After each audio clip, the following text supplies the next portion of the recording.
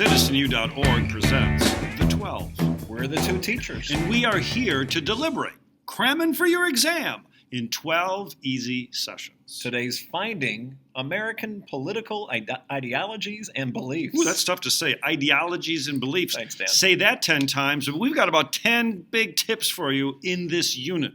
Andy, we're really talking about America's unique political culture, how it's formed, how it's measured, and what it means for our political process. So first, let's just talk a little bit about what are Americans' attitudes about government? Well, here we're talking about founding ideals and principles, including individualism, the equality of opportunity, the idea of free enterprise. Those are key principles that underlie our Constitution. And this is all part of our political culture. It's part of our demographics. Some of your teachers maybe talk about zip code as destiny. Andy, our beliefs about our government may not just be about issues, it's about who we are, where we were raised. And our fundamental issues tend to be individualism, equality of opportunity, all these issues that are bipartisan. And then when we talk about how we acquire these beliefs, we get into this concept of political socialization. Political socialization is the process by which we acquire our beliefs about culture, our beliefs about ideology, what parties we choose. And we know that in the United States, family is still the number one source of our political socialization. But in addition to these family influences, Andy, we know how demographics influence our socialization. Demographics like gender, race, religious preference, income, education levels, where we live, for goodness sakes.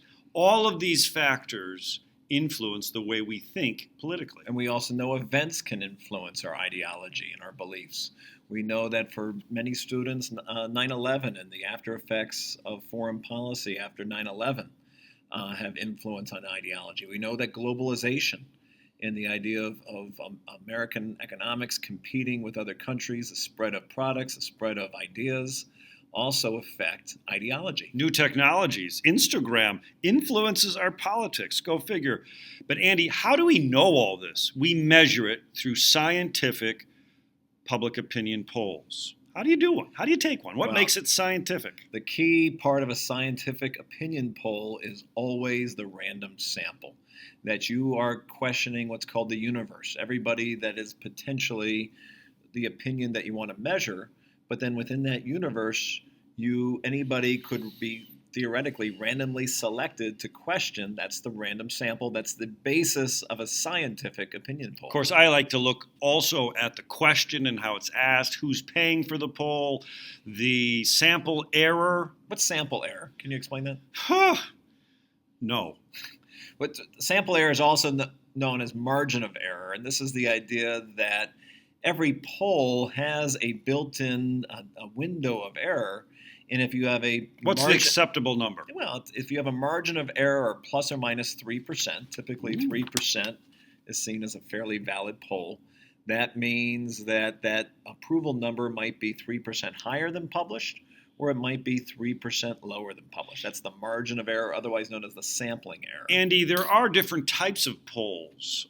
We've been talking about the public opinion poll, but we also have tracking polls, we have exit polls, we have push polls. Yeah, push polls are not scientific. Push polls are essentially those robocalls or telemarketer calls that are meant to almost be have negative advertising, pushing us toward a certain opinion rather than actually measuring our opinion. So an exit poll is just surveying how people have voted once they leave the polling place.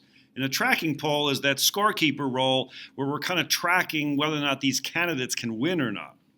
Hey, let's talk about ideology, particularly the ideology of our two main political parties in the United States, the Democrats and the Republicans. Let's keep it simple.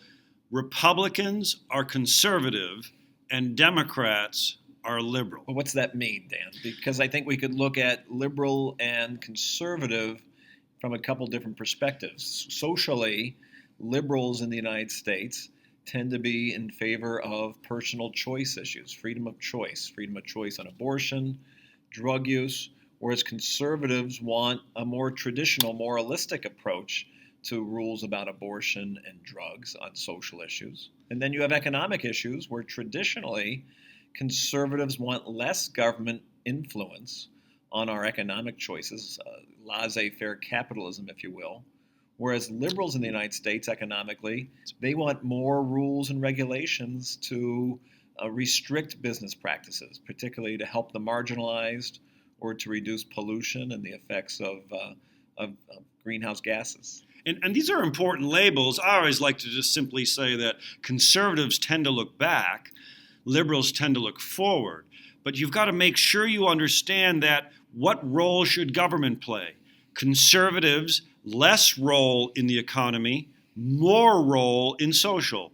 Liberals, more role in the economy, less role in the social. And these are important labels that give us a heuristic, a shortcut when we go vote, because it's too complicated to know everything else.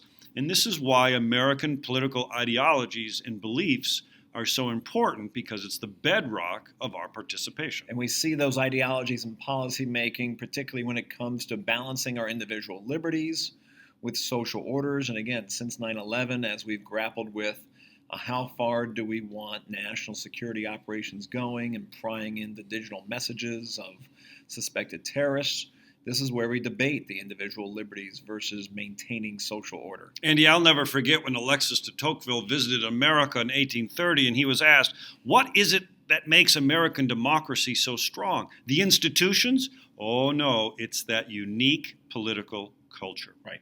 And remember, you see ideologies coming into economic policy as well. Liberals tend to support more government spending, more sometimes deficit spending. Keynesian policy.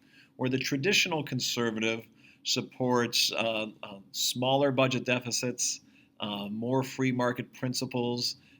Traditional conservatives tend to be against tariffs and more for the free trade of goods across borders.